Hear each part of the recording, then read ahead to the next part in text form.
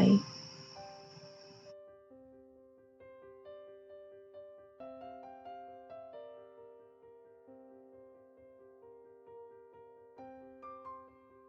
So you might know that I have 7 degrees, and you might know that I have over 14 specialty certifications.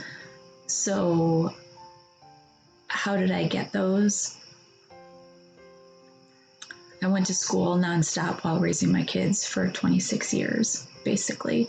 I started going to school before I had kids at college, and I just kept going.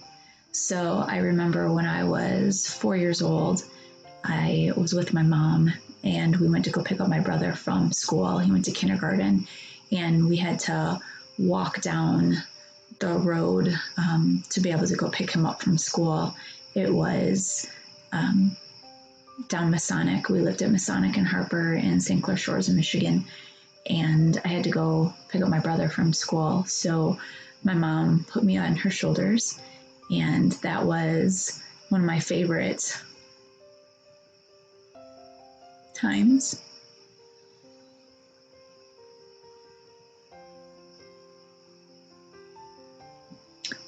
She would put me on her shoulders, and we would walk to go pick my brother up from school. And she would hold my leg by my foot. And I was so excited and so intrigued because I wanted to go to school too. And I asked her, "Mama, when can I go to school?" And she said, "Honey, when you're big enough. When you get older, you can go to school."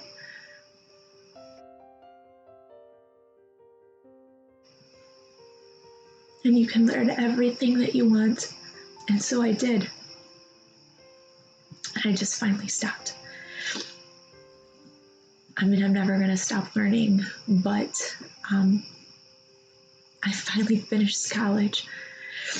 And unlike my mom or my aunt or so many people who start and then realize, oh my gosh, life is such a struggle.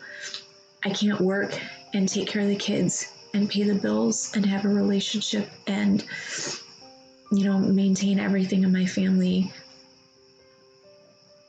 and classes and grades and course loads and laundry and, everything else.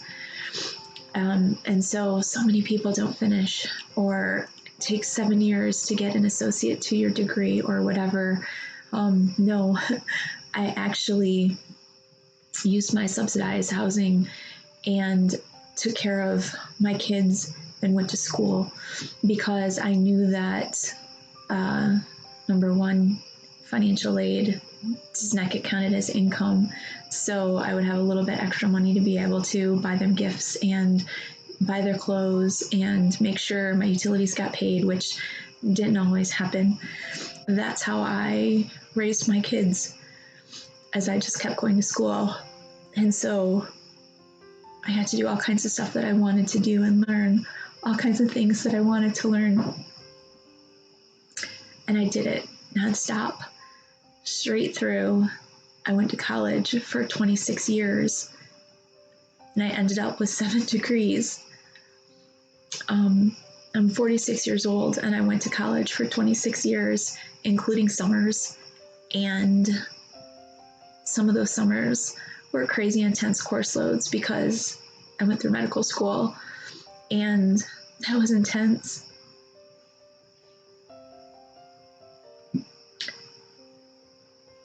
It was intense, and that's why I was able to do it, is because I was intense. Everybody always told me, slow down, calm down, relax,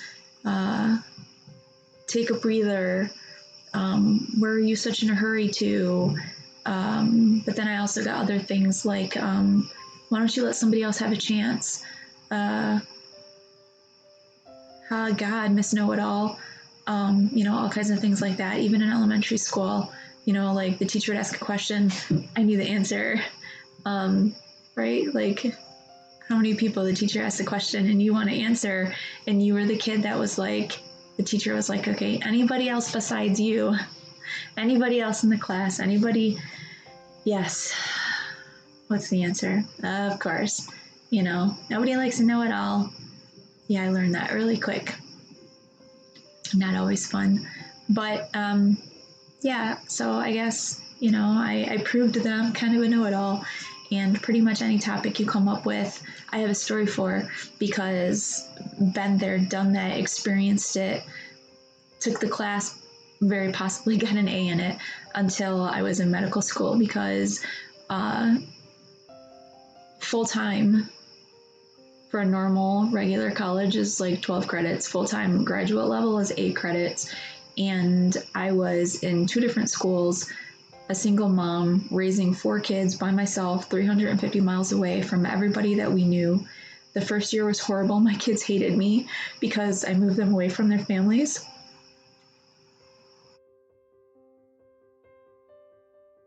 So that was hard.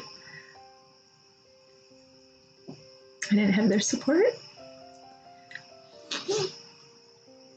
They didn't want to do their chores. They didn't want to contribute. They didn't want to have to babysit.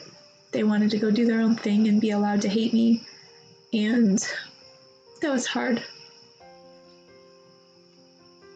So anybody that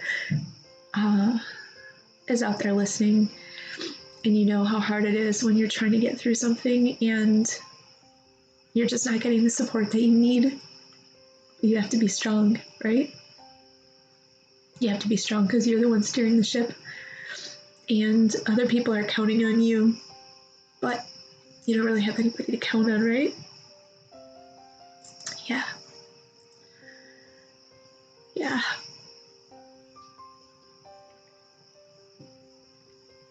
The reason why I was able to push through is because not only am I hypersensitive, I'm hypervigilant, and nonstop going. But why? Because I was in survival mode.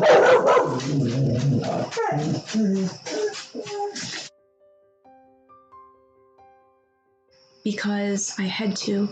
Because when you're a child who has one parent and your parent has the history of abuse, and that's the only lifestyle that they know, so they don't feel worthy of being treated any better. They don't know how to accept that. They don't know how to teach that you deserve better. So then that's what you grow up with. And a child that sits there and plays their video games all day long now, that child doesn't have a reason to not feel safe. That child doesn't need to know, okay, hold on a minute, there's tires in the driveway. How fast did this tire stop in the driveway? Was there a squeak? Was there a squeal? Was it like a slow stop? Was it abrupt? All of those, paying attention to details, because those kinds of things might make a difference. So depending on how that car pulls in the driveway, and depending on what those steps are like coming to the door, and depending on how the door gets opened, it might make the difference if that kid inside understands, shit, they need to run and climb out the window and go to a friend's house, or ignore dad when he walks in the house, or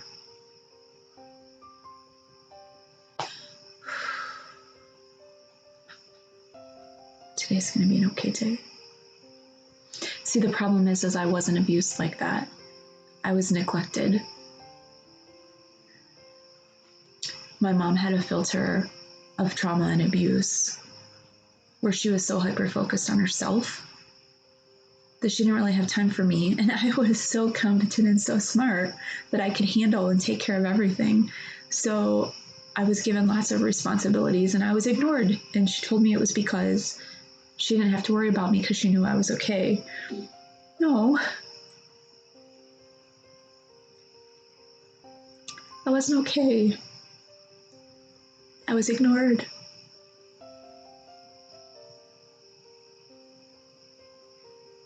And not only was I ignored, but then I was also yelled at when I wasn't ignored.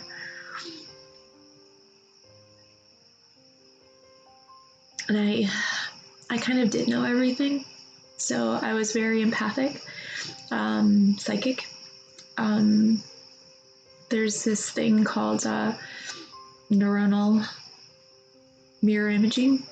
So basically, it's the ability that hypersensitive people have this reception awareness where the nervous system of you and the other person that you're looking at in same proximity with, like in a mirror. My son is deaf, so I'll do a lot of like sign language stuff. So this is a mirror. When you put your hand in front of your face like that, that's a mirror when you're looking at your hand. And so the nervous system does this thing where when two people are with each other, their nervous systems get entangled. So basically, when you have one person and then you have the other person, so say this person is here, but this person is very hyper aware of like what's going on, and they're super hypersensitive. So they have the ability to feel the energetics, the neuronal firing of the other person, and they become enmeshed. They kind of become one. So when you hear stuff about like, oh my gosh, you guys have been married forever, you even look alike, you act the same, you answer each other's questions and or finish each other's sentences and things like that, or people are like best friends and they act alike, or people say stuff like the more you know somebody, the more you start acting like them. You're never any more than the total sum of everybody in your surroundings, like your crowd. So, surround yourself with the people you want to be like, because if you don't, then you're going to end up being like the people you surround yourself with, things like that.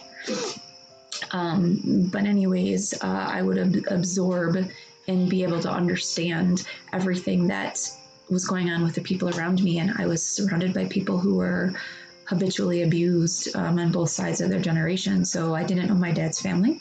My mom's family was neglected and abused because, way back when, if you have a scarcity mindset, you have not enough money, not enough time, too many kids that you can't really take care of because one of them is a special needs. And I'm not talking about my family. I'm talking about my grandma and her family. And trying to do everything that you can on your own to be able to take care of your kids. Like, there's sacrifices that end up getting made, and sometimes it's your time. And that's something that I wish people would realize, is that, when people look at studies and they say that like, oh, low socioeconomic class families, like the kids have more hardships and like more crime and more gangs and, all these things. But nobody ever asks why. Why? Well, because, if you have a family that only has one parent in it, and whether it's because for whatever reasons, it doesn't matter what the reasons are, but, if like one of the parents are in jail or they're gone, or, God, you don't know who the father is of your child. Obviously, you know who the mother is, right? You women birth the kids, but, there's all kinds of reasons why, the father might not be in the house with the kids. The mother doesn't have the capacity of time to be there. And so the kids have to grow up a lot on their own, which sucks, because if you don't have that guidance, then how do you know which decisions to make, and how do you know which people to hang out with or not? And if you're not getting that guidance, then you don't have that connection, you don't have that relationship. And we crave relationships, we crave it. And so I craved relationships with my mom. I knew she was in a lot of pain. I could feel it.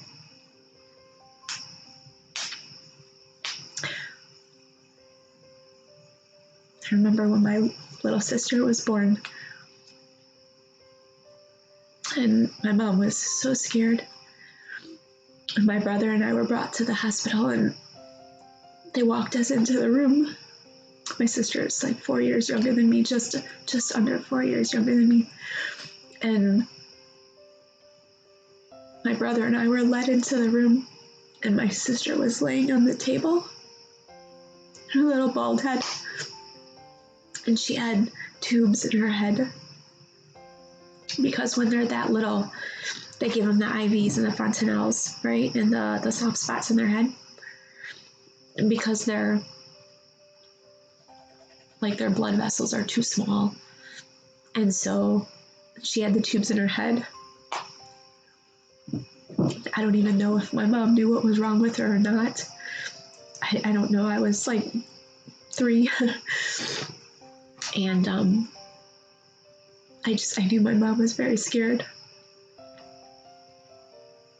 And when we went back home, well, I guess we didn't actually go back home. I'm not sure where we went. My brother and I stayed at somebody's house, somebody's apartment or something. We had, like, when we came in the door, off to the side, there was like a little wall, and behind the wall, they had like an air mattress on the floor for us. And my brother and I just like held each other and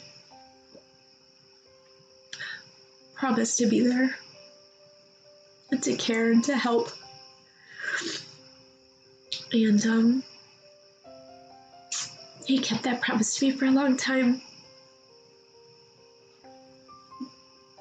Stopped a few years ago, not sure why, but he was there for me for a very long time.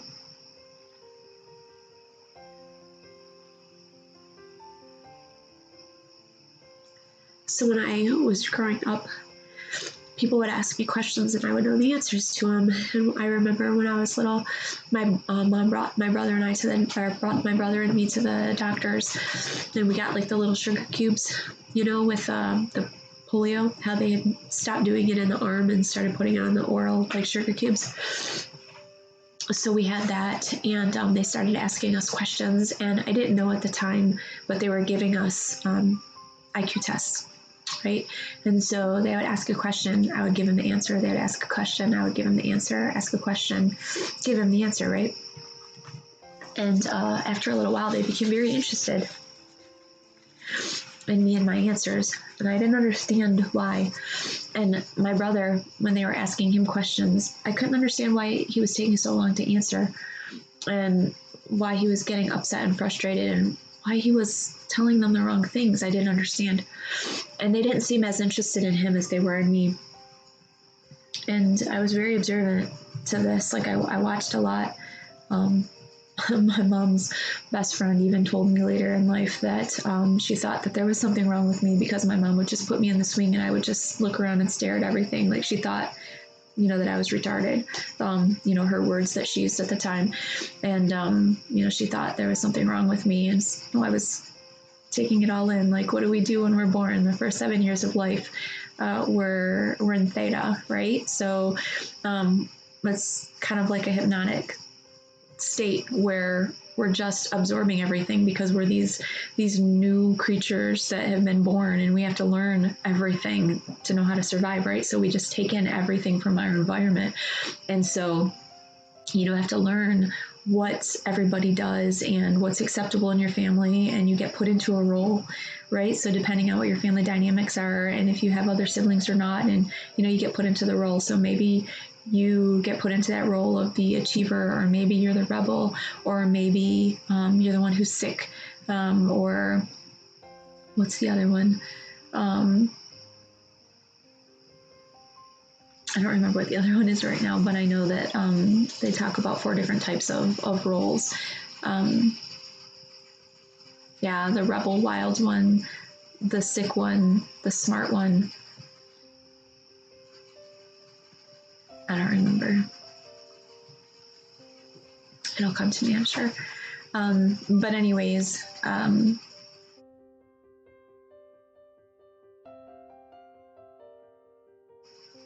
so I was just really observant, and it kind of made me a little bit cautious. Like, why were these people intrigued with me? And I was watching my brother, and I saw how he was answering, and I could tell that he was getting upset. And so I kind of took a little bit longer to answer the questions. And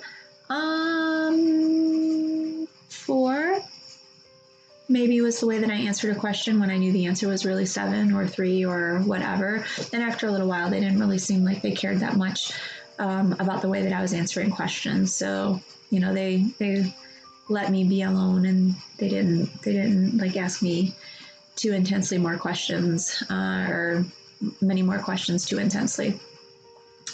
And then fast forward through time, I would get irritated and frustrated that I always knew what was happening, and I always knew what people were saying, because it was like I was experiencing everything twice.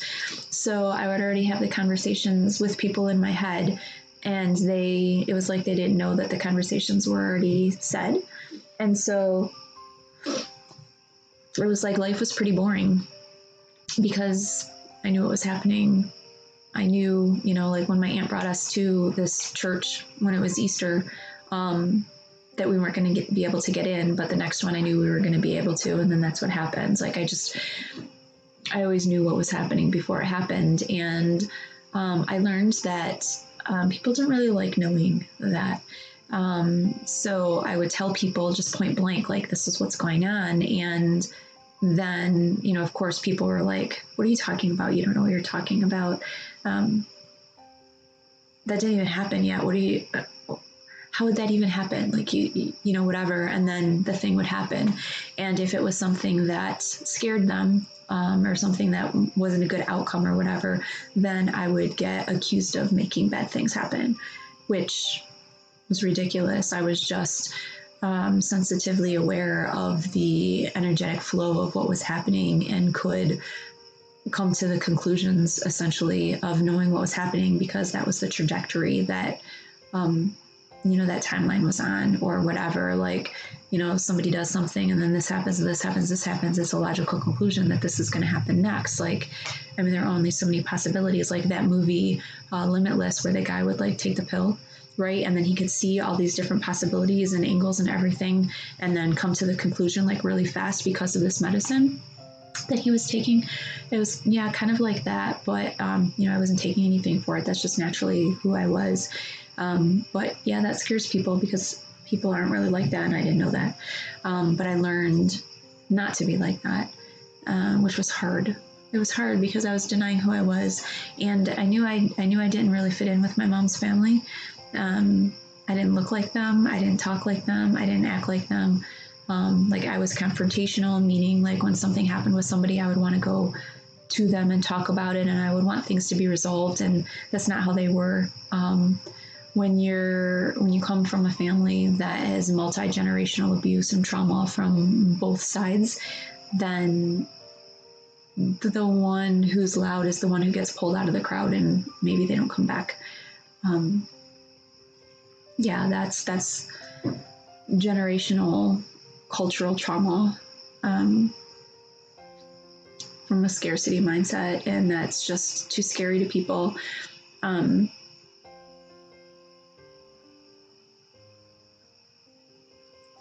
Yeah, I would get told all the time that I was making things up, and after a while, I thought that I was. But I mean, it was kind of fun, and I just kind of went with it, and I saw connections everywhere with like quantum physics and geometry.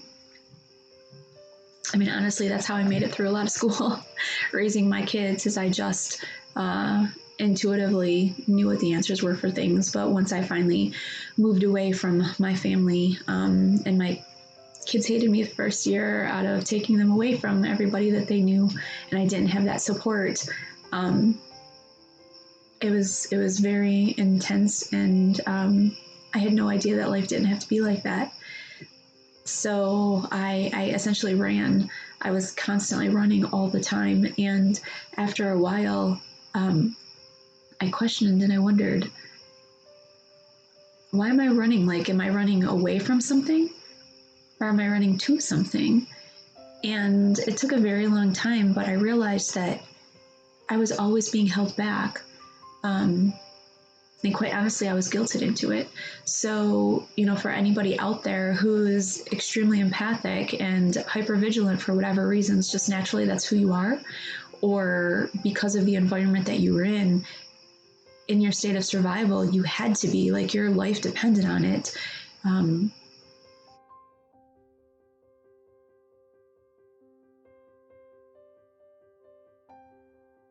So I was this high driven, always on the go loving life, wanting to constantly go and be and do. And I was held back and I was made to feel guilty for it. So I was shamed for it. You know, if you really cared, you would let your brother have a chance. If you really cared, you would, step aside so that way your sister can do. If you weren't such a know-it-all, maybe you would let some of the other kids in the class be able to answer those questions. Maybe if you didn't think you were all that, then, you would just sit there and let the guy ask you out instead of like talking to him first. Or, maybe you would let him, want to do whatever for you. Or, maybe if you actually showed that you needed somebody, then you would have somebody. Or, any of that bullshit. Honestly, that's all it is bullshit covering up the insecurities that other people have because they're not motivated to do anything. But I did care. And so for my survival, I had to limit myself. And the problem with that is that, well then, wait a minute. If I'm always stopping so that way somebody else can go and waiting off to the side so that way somebody else gets a chance and not answering questions so that way other people can get to answer the questions, which quite honestly, there were times like I was in 4th grade and my friends nominated me for the class quiz bowl, right? So we had all the different classrooms had one person that was representing their class, and then that person would sit on the bleachers on the stage, and the whole entire school would come, and the principal would ask the questions. And so it was science or math or whatever. And my friend Dorothea had nominated me, and I told her no, because I knew I couldn't shine, right? I knew I couldn't be somebody that got to sit on stage, be able to answer questions. I couldn't show off that I was smart or that I knew anything. I was a girl. And so even though my friends voted for me, I wouldn't do it. And then I didn't vote for myself either. It was like a silent ballot where you just wrote down on a piece of paper the name of the person that you wanted to represent you in the class, and put it in a hat, and the teacher pulled them all out and read them and tallied everything up, and I voted for Gary, and Gary actually won. And when I was sitting in the auditorium with Dorothea and my other friends, and he just froze on stage, and when the teachers would ask the questions, then of course I would say the answers because I knew them, and he wouldn't answer them. So I constantly had to hold myself back so that way other people would have the opportunity, and they represented us, but they didn't actually represent me because I knew and they didn't, and I had to take a backseat to that. And that's basically what I did my whole entire life. That's what I was taught I was supposed to do, I had a boyfriend one time that was upset with me because I didn't need him, and I said, well, isn't it better to be wanted than needed? Being needed seemed desperate and sad and lonely, but without that, he didn't understand how he had a place, and apparently who he was, I didn't need him. There's so many different things, so many different stories, but those are different stories and different videos. The point is that I didn't always know who I was. I did, but I believed everybody when they told me I wasn't who I was, and whether they deliberately were misleading me or whether they just were wrong, I don't know. I can't talk to my grandma about that. I can't talk to my grandpa about it. I can't talk to my mom about it. And I can't talk to my dad about it because they're all dead. So that kind of sucks. But I finally figured out who I was. And you know what? Who I am is exactly who I always thought that I was, but was told that I wasn't. And so, you know, I was the little girl who apparently, and this part I don't remember. I remember a lot of things, but I don't remember this. But I do remember my mom telling me that when I was little, I would climb up onto her lap and grab a hold of her face when she wasn't looking at me when I was talking to her. And I would say, Mama, full face, look at me when I talk to you. Apparently I said when I talk at you because, you know, I was little. But I wanted her direct attention. I wanted her to be paying attention to me and like utilize all your senses to be able to focus on me, because that's what I did. Like I absorbed everybody that I cared about because they mattered to me, and I felt them, and I know the energy of them. And that's why I kept certain things that came from them, which further down in the line, I had people that helped me move, and that's going to be a different story that I'm not going to get into. But I was told that I couldn't move my house and my kids and everything by myself, and that I had to move, and all of it was lies, and I didn't know it, but those triggered my trauma from when I initially lost my mom in the first place. Her boyfriend that was cheating on her wanted his mistress instead, and so he kicked us out of our home, and I moved in with my grandma. And after a short period of time, my mother got kicked out by my grandma and was homeless, living in her car, and had satin sheets in her car. And she would pick us up on the weekends because we needed to be at my grandma's house because, you know, we had to go to school and take showers and eat and all of that. And I didn't care. I just wanted to be with my mom. She was my only parent. And, you know, that was my mom. And I didn't care if I went to school. I mean, my mom could have taught me what I needed to know, right? And we were at my grandma's house. And what I found out after years and years and years later is that my grandmother told my mom that basically the reason why, you know, she was in the situation she was and we didn't have a house is because she didn't know how to be a good wife, and it was her fault and it was her problems, and that she couldn't get us back until she could prove that she was capable of running a house. So we actually didn't go back with her until after she got married and got a house.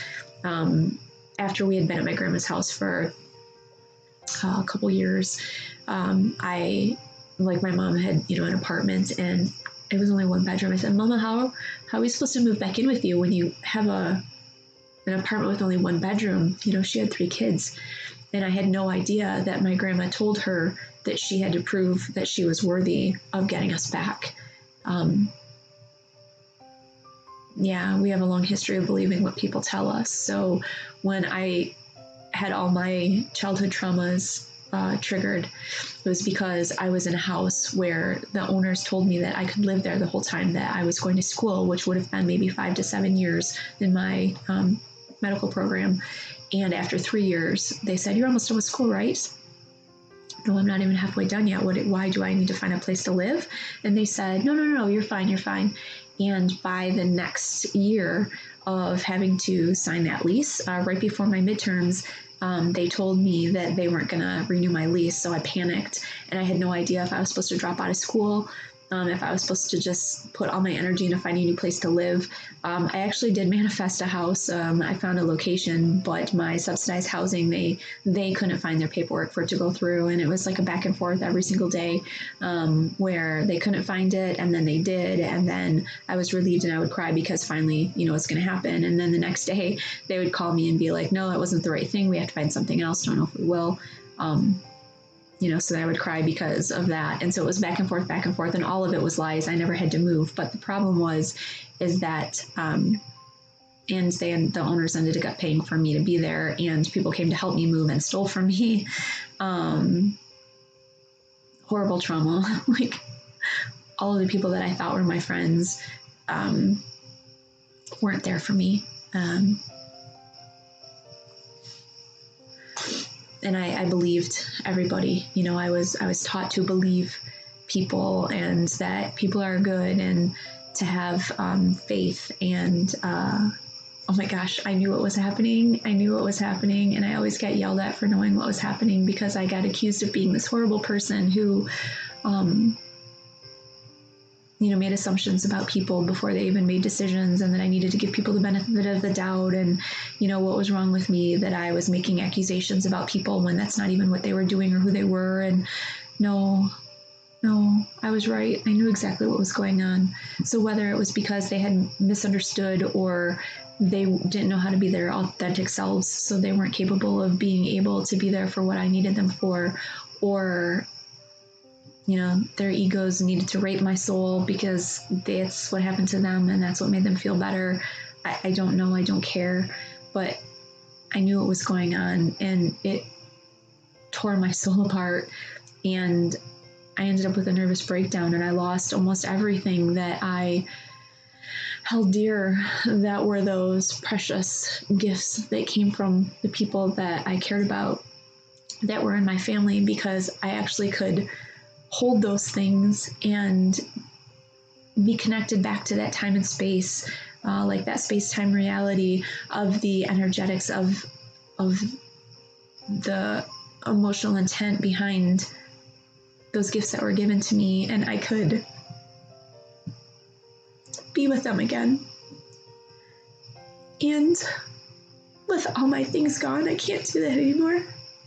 And my friends did that to me. So, any of those people and any of those little kids, especially little kids, and if it's you, understand that, yeah, you know what you're talking about. When you have those feelings that just make your body not feel right, and something's not right.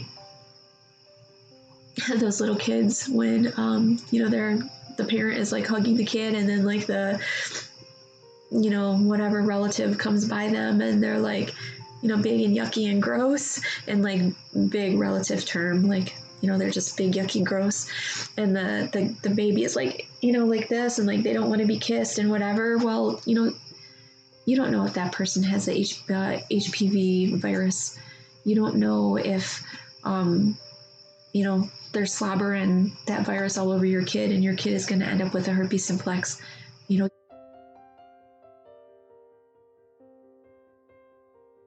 don't know that, but the kid might. There's so many people that take advantage of little kids, and there's so much abuse and trauma that as adults we learn to, or as we become adults, we learn to ignore our intuition. Don't force little kids to be subjected to people who take advantage of them in any way at all whatsoever. So when a child is scared, and or your child is scared, and they run to you, and they have like stranger anxiety, or that certain relative they don't want to be around, or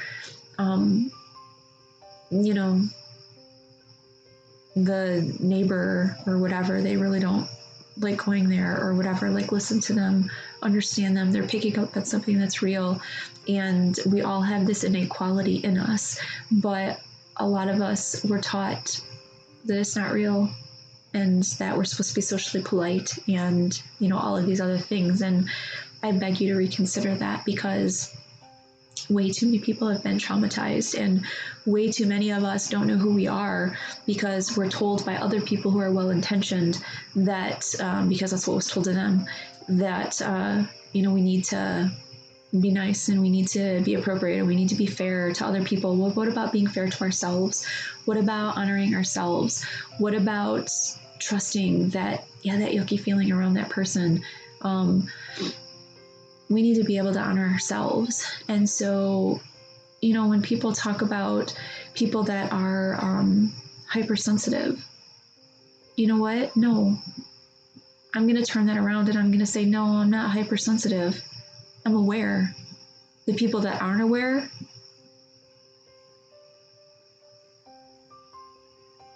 the people that aren't sensitive, those are the people that have the problems. Those are the people that are dead. Those people are too dead. Those people are too neglectful of themselves. It's not the people that are hypersensitive. You're not hypersensitive. You're aware.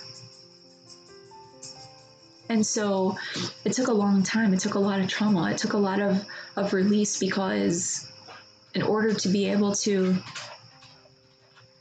live and to be healthy and to be in this dynamic situation, like, life is always changing, life is always happening on the physiological level. It doesn't make a difference.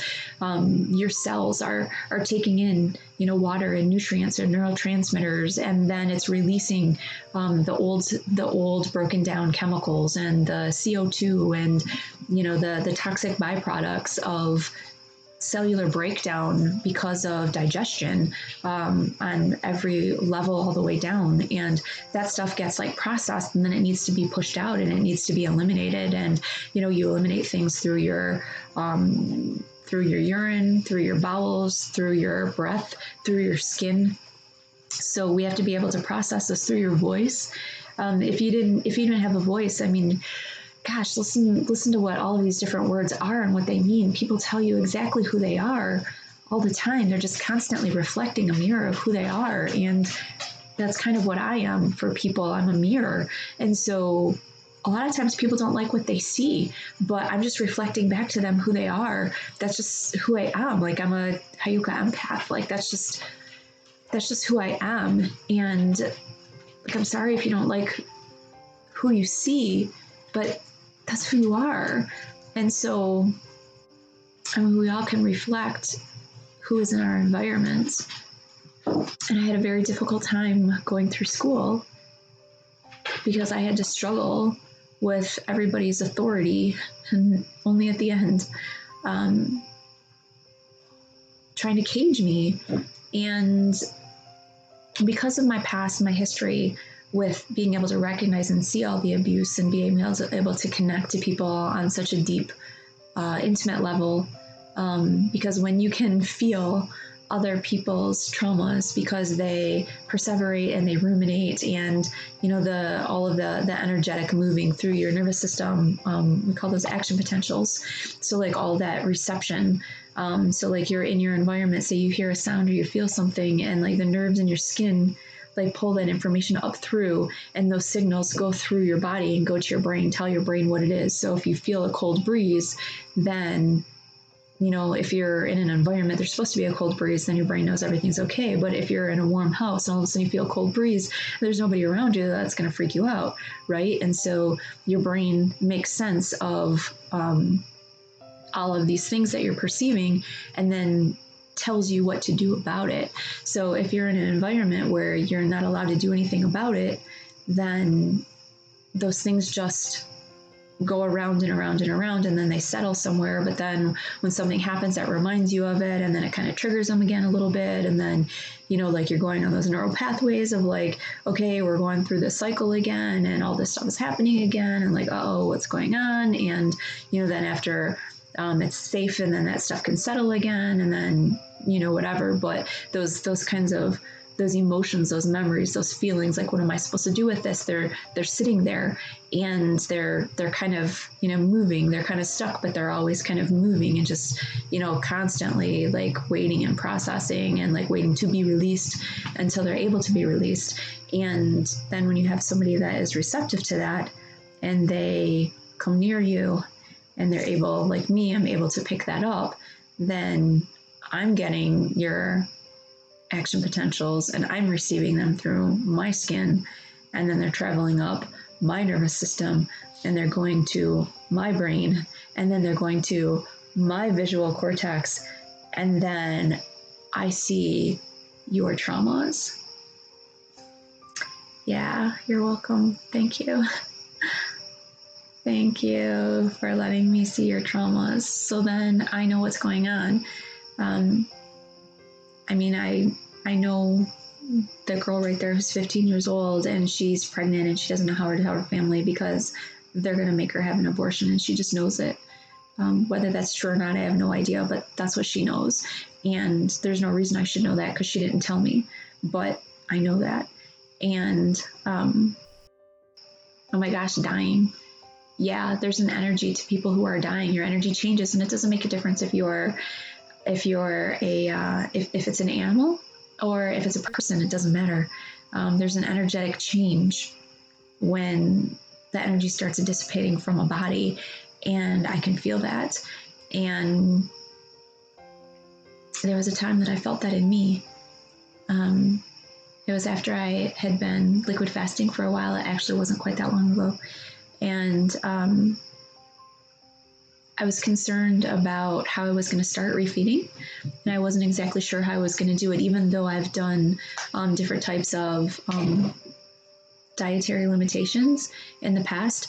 I wasn't really sure how I was going to process handling it, so I was only on liquids for 23 days, and I ate some fruit first, and apparently my body didn't know how to process the carbs, and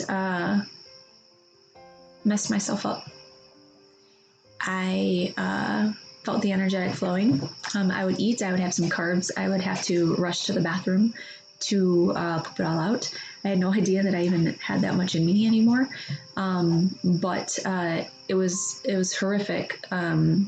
It was like a shock to my system that didn't know how to respond. So essentially, when you have or people who have refeeding syndrome, so for example, in the concentration camps, and people were being starved, they were given extremely minimal amounts of food for prolonged times, and then once they were released, you can't just immediately feed them because their bodies don't know how to process food anymore. And so essentially what happens is that they're in a fat burning state, and then they have all this food. Then their bodies, essentially their electrolytes, don't maintain in their bodies and their cells, their tissues the right way, and your body basically goes haywire. So the electricity in your body does not work correctly. It's not flowing right because you're moving. Because the electrolytes are your pluses and your minuses, so that's like essentially your energetic flow through the water in your body, and so you can end up going into shock, seizures, go into a coma, have a heart attack, you could die. And I could feel the energies going through my body, and it reminded me of what the animals felt like when I would feel their energy, and then the next morning they would be dead. And I laid down to go to sleep, and right before I closed my eyes, I apologized to my kids. And then I was like, wait a second, why did I just apologize to my kids? Am I dying? And then I felt the waves of the energy going through me. And I'm a doctor, right? I had juiced some zucchini earlier during the day, and I freaked out, and I knew I had to drink it. I knew I had to get those electrolytes in, and I did. I was checking my vitals. It was like, oh my God, like before I did that, I was checking my vitals. I'm like, oh my God, am I gonna have to call an ambulance? Am I gonna get rushed to the hospital? Am I gonna be dying tonight? I didn't want to have to go to the hospital. And before I got up and I drank that juice, I was checking my heart rate, and I was checking my blood pressure. And as soon as I put the little monitor on my finger, then I felt the rush where I had to I was evacuating. So I had to run to the toilet, and my heart rate went from just sitting on the toilet. My heart rate went from 70 up to 100 and down to 52 within less than a minute, just sitting on the toilet. My body didn't know how to process what was going on because my electrolytes were messed up. So the electricity wasn't balanced in my body anymore. And I almost died.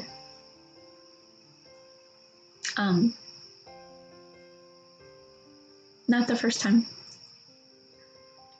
Not the first time I almost died in my life.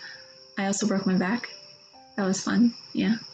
I was thrown from a horse, broke my back. I was in a horse riding class, and I had a really difficult time making the decision on that instructor because that was the instructor that I had previously for my first class, and I had a really hard time, and I ended up choosing her again instead of the other instructor. I don't know why, but that's what happened. And the day that I was thrown from that horse, I did not want to go to class. Why? I didn't know, but I couldn't justify not going to class.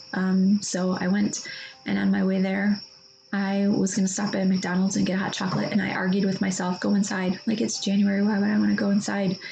I didn't. I ended up going through the drive-through, and then I went to class, and I never even got to drink my damn hot chocolate because it was too hot. And then once I got to school and everything that happened, and I ended up having to get brought to the hospital, and it was a big mess. But yeah, I ended up with a T12 compression fracture where I was in a brace where I had to sit like this to try to help. Like, my bone was crushed, and a third of the way pushed into my spinal, the bones broke into a bunch of little pieces. It was like a crush fracture, and so the bone kind of squished and went like that, and pushed like all the little shards of bone pushed like a third of the way into my spinal column, and almost pierced my spine. So I believed at the time that I was going to be like a doctor or something because I would need to stand because that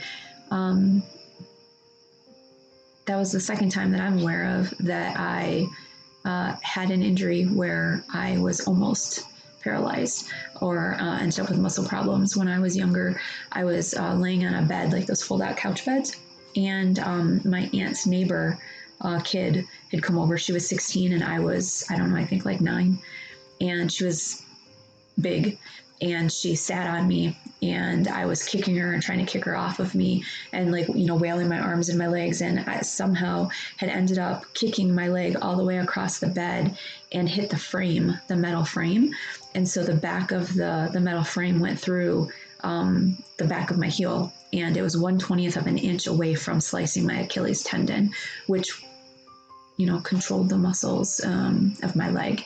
And they told me at the time that I was 1/20th of an inch away from losing muscle control of my leg.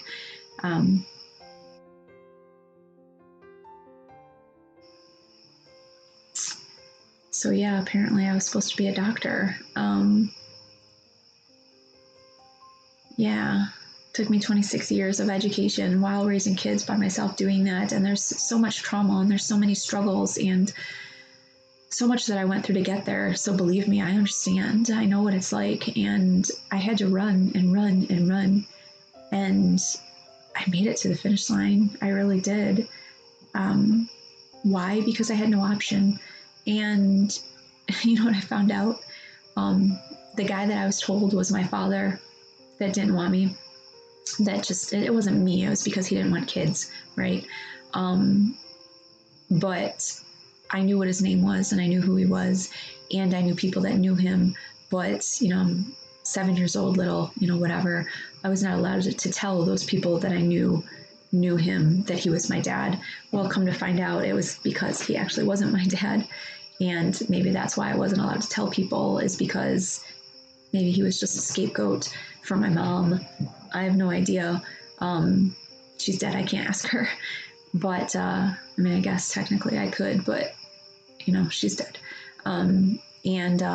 That day when I was going to that McDonald's and I was arguing with myself about going inside, my actual dad, he had 5 kids, and I just found this out. And my little sister worked at that McDonald's, so maybe I would have met my sister, and I would have known my family instead of going to a stable and getting thrown from a horse and breaking my back.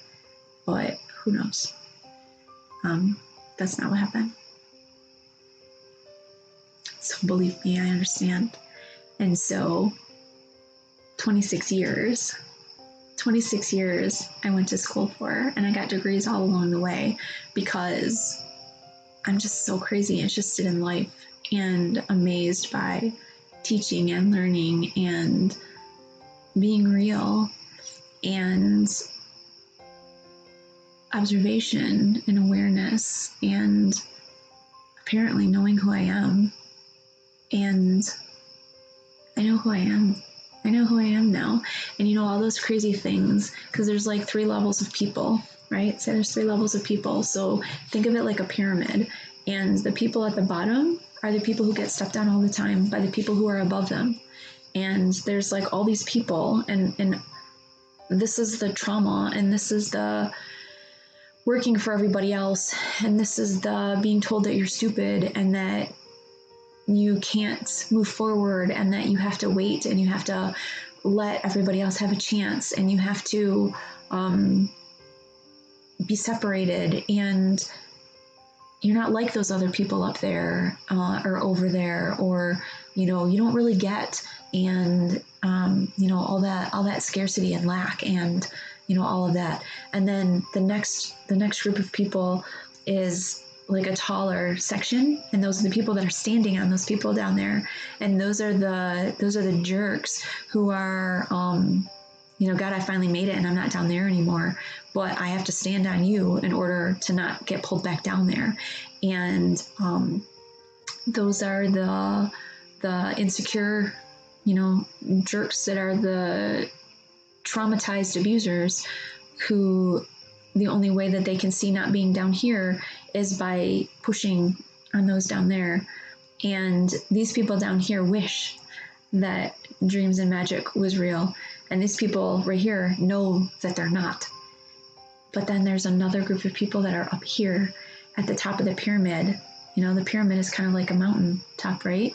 Because when you're down here and you're climbing, and you have to get through all of these people, and you're climbing and you're climbing and you're climbing, and you get to the top, these people on the top, they know that dreams are real, and they know that their dreams are their subconscious memories of their destiny and their plan and their divine purpose.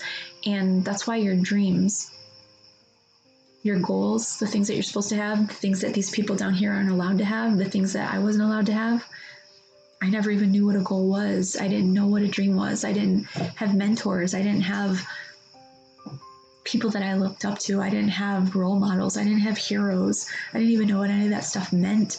Nobody ever asked me, what do you want to be when you grow up? That didn't make sense to me. Like, what do you mean? Like, I'm in survival mode. Like, I only exist because I'm allowed to take care of people, and I have to suppress myself in order to be able to be worthy of being alive.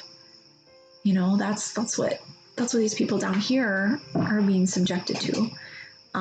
But these people up here, once you're down here and you make it through here and you get up here, if that's who you are, if you're striving and you're pushing, and no matter what, like, failure is not an option, like, and you get up here, life is abundant, life is energetic, life is connection, life is real. Life is amazing, and you don't have to run unless you want to, because you're running for something, because that's who you are. That's your drive, that's your motivation. It's not because you're scared, it's not because you're running from something, it's because you're running to yourself. You're gaining more clarity on who you are, and you're living in amazing bliss of you, and your connection to the universe, because the universe is you, because everything in the universe is already inside of you. And everything, life is quantum physics, right? It's relational dynamics. It's stuff that's not even real, like this hardcore physicality, like that's the table that my laptop is sitting on. That's what we think is real. That's like what we're taught that's real. That's what these people down here are told, like, give up your dreams because they don't mean anything, and you're not going to get anything anyways. Because why? Because these people right here have to be able to stand on you, or else they're going to fall, because they don't believe, and they don't even know that there's anybody above them. They don't even have glass ceilings. They don't even look up. do the sheep analogy, right? Sheeps aren't even capable of raising their heads up. All they can do is look forward or look down. They're not even capable of lifting their heads up. They don't even know that there's anything up there. Yeah, you have to have followers, and you have to have people that aren't capable and competent enough to be able to recognize when there's a lot of bullshit going around, because the best person who will be compliant is somebody who has been stolen from themselves. And I knew that I had to get beyond that point. The only thing is that when we're little and we make those conscious decisions, after a while we forget that we made those decisions, and we don't realize that it's just all a game. It's a charade, right? A charade. Everybody's just playing a role, and they're just being told of who they are and what they're supposed to do, right? Social norms. Be nice. Give your aunt a kiss. Let so-and-so hug you. Go visit the neighbor. Go bring them something. Oh, it's just a nice old person. Whatever. Stereotypes are stereotypes for a reason. At one point in time, for one person at least, they were true, and then that just incited fear with everybody. That was completely unnecessary, but that's how they came out to be. Yeah, I'm totally real, I'm truthful, I'm honest, I'm blunt, I'm straightforward to the point, although I can have some pretty long stories. But life is like a wagon wheel, right? I describe it a lot like a wagon wheel. So you've got whatever is happening in the center, like that's the hub. And then depending on where you are in the periphery, depends on what you actually see and what your perspective is. So it could be with anything. So let's say this is like, I don't know, science. And so like somebody's standing here and they're like, that's their thing. They're like so close up on it. That's all they see. That's their like tunnel vision focus, right? That's what they see. And then maybe this person next to them is like a different field. And then this person next to him is a different field. And then, whatever. But then as these people move back further, the people behind that first row of people can see all the people in front of them, right? They can see the perspective of this, and they know all these people are standing in front of them. They've got, when people say, take a step back, kind of taking the big picture of what's going on. Well, you know what? This row of people back here that's standing in a circle around those people standing in a circle around that topic, they can see everybody in front of them, except for maybe on the other side, because this concept, like this thing is blocking the vision of the people on the other side. So you can't actually get like 360 view of any concept, but they don't know who's standing behind them, seeing everything that they can see and everybody around them. And like, how many rows of people back do we get? Well, let's just say this is all the different dimensions of reality. And there's all kinds of levels, and how much is really going on, right? Life is quantum physics.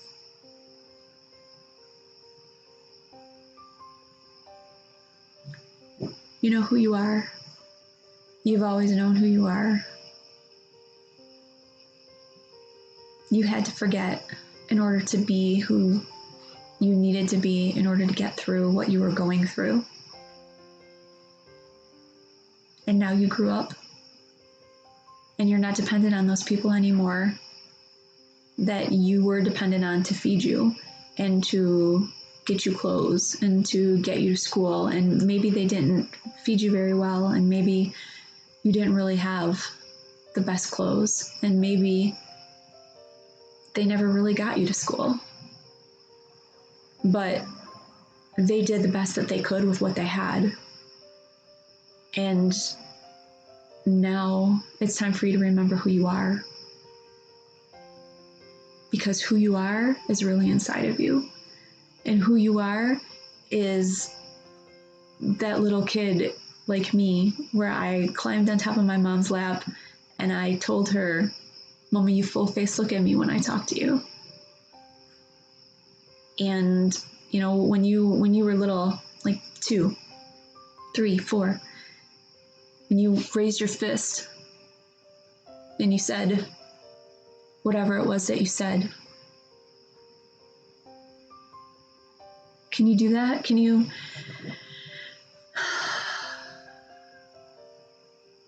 Can you just relax and breathe? Nice big breath.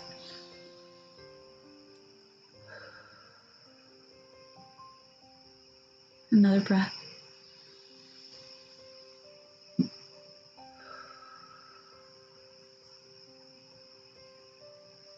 And a nice big breath again. Breathe it in.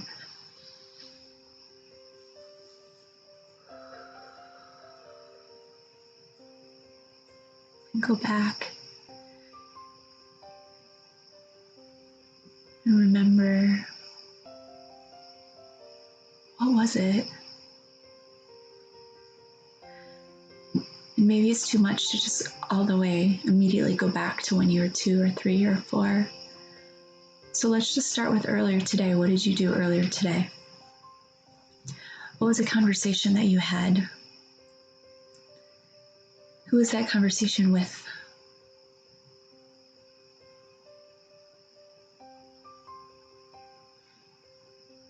What were you wearing?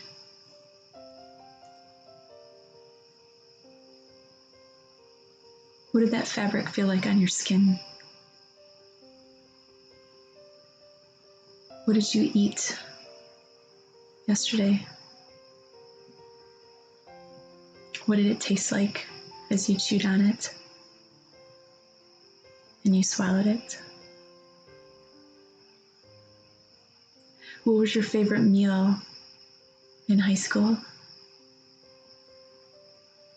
What did you eat at lunchtime in 7th grade?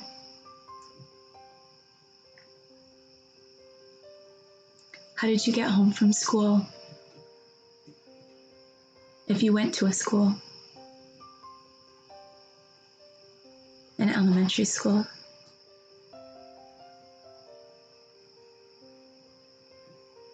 What was your favorite thing that you liked to do out on the playground? Or at the daycare center? Or at your grandma's house?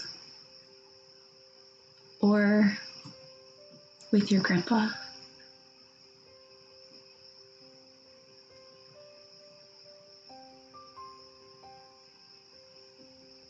Who was your best friend in 1st grade?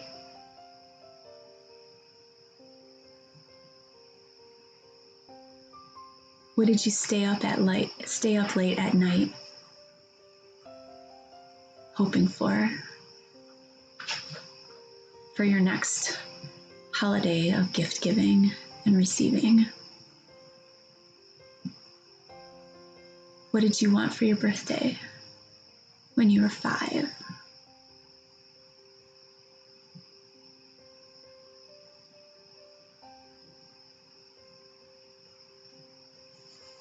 What did it feel like if you ever learned how to ride a bike?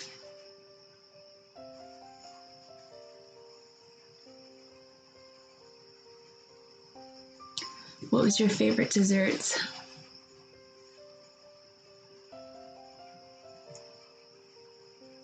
When you were 4?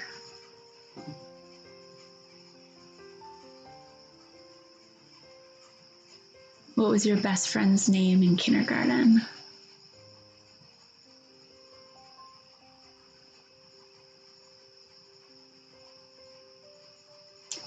What was the thing that no matter what anybody said, that you slammed your foot to the ground and you put your fist out in the air and you pointed your finger and you told them, "Mine, you are not the boss of me." This thing that I screamed, the thing that made me, my core of existence, yell to the world when other people were imposing on me, "You are not the boss of me." That's what mattered to me. That was my independence. I knew who I was.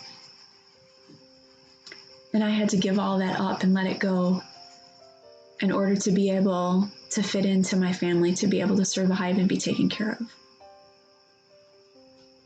So what was that for you? When you were 2, what did you scream at the world when your family tried to force you to understand the dynamics of your family? What did you have to inhibit of yourself in order to fit in to your family? I gave up control of myself.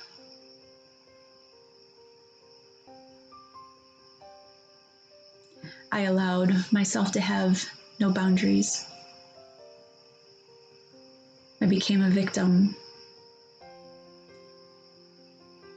just like everybody else in my family did. Because that's what they knew. And that's how you survived. It's because you weren't allowed to fight back. Because you got it worse if you fought back. So you just recede into the background. And you disappear.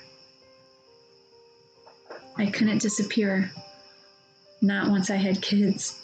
I had to take care of them, and I ran inside, and I was scared the whole entire time. I was petrified. But I gave them the opportunities, and I allowed them to have the opportunities, and I supported them in ways that I wasn't, because they deserve better. And the last time that their dad kicked me out, I never went back, because I realized that the way that we were living was teaching my kids that that lifestyle was life. And I couldn't leave to save myself, because I didn't know that I had value, and I didn't know that I actually knew what was going on, and I didn't know that I wasn't who I was told that I was, that I actually did know who I was, and that the biggest crime had been done to me to steal me away from myself. And I was really captive, right? But because of my babies, yeah, I loved them, and they deserved so much more than that. They had so much value. And so the last time we got kicked out by their dad, I never went back. And then I got on subsidized housing, and I started going back to school. And I went to school, and I went to school, and I went to school, and I went to school, and I went to school, and I went to school, and I went to school, and I went to school, and I went to school, and I went to trainings, and more trainings, and more school, and more trainings, and more school, and more trainings. And the higher up that I got, the more fucking assholes that were in my way trying to stand on me. And I knew there was a level above. I knew there was something up there, because my dreams came true. Literally, my dreams came true. I had dreams that came true. And when you're down here, you're not allowed to know that dreams come true. And when you're in here, down here, when you're in here, they just want to squish your dreams down, because you're going to go through them and realize that your vibration, and you're just going to whiff right through all that, and you're going to be up here. And these people can't handle somebody from down here coming up here, because they knew what they had to do to get there. So they're trying their damnedest to keep you from being up there. But no.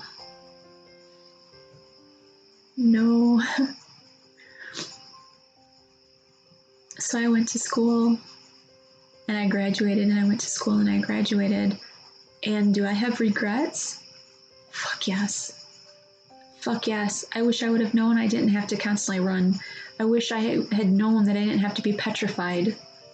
I wish I would have known that I could have slowed down. But I didn't. I had the filter of the trauma of my family and what they taught me, and I knew I had to give up myself.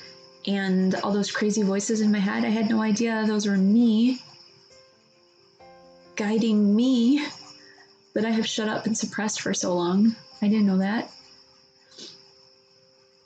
Until I re-experienced the trauma as an adult that I experienced as a child. And then all of that stuff woke up and was activated and was released, and that was crazy. That was intense. And if I didn't have kids, I would have ended up in the hospital.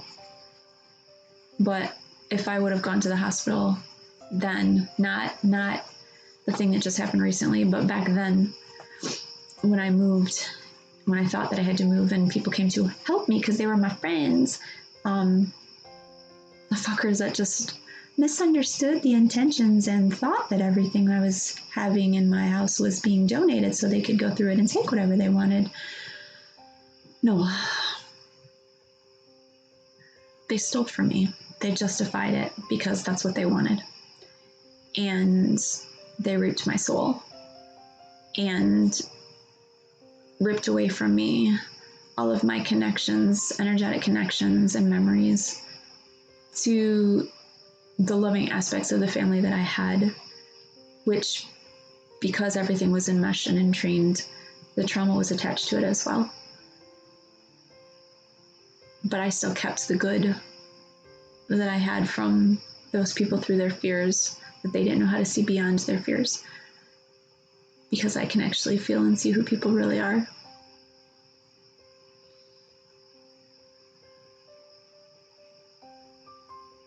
So yeah, that was a lot. That was a big story.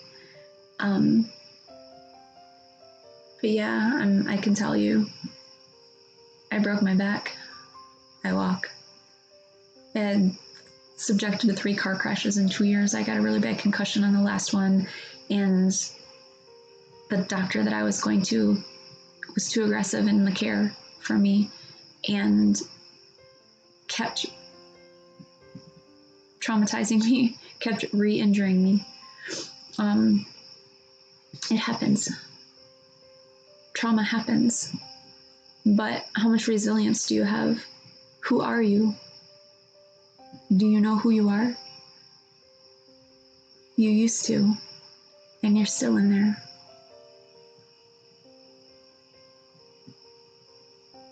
I am the person that I was when I was 2 years old. And you know what?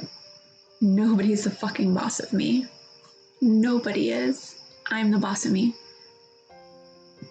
You're the boss of you. Trust and believe that you're in there. And I can show you how to find yourself, because I had to find myself. I didn't have anybody guiding me there. In fact, everybody that I was running to didn't know themselves, so they didn't know how to tell me how to find myself. But I can show you. And so climbing up that mountain is a hand down, hand out. I'll help you. I'll help you climb up your mountain. Because I kind of know a lot. I went to school for 26 years and got degrees along the way. I know a lot, I can do a lot, and I did it all while raising my kids by myself. I know, I'm kind of a superhero. You can be a superhero too.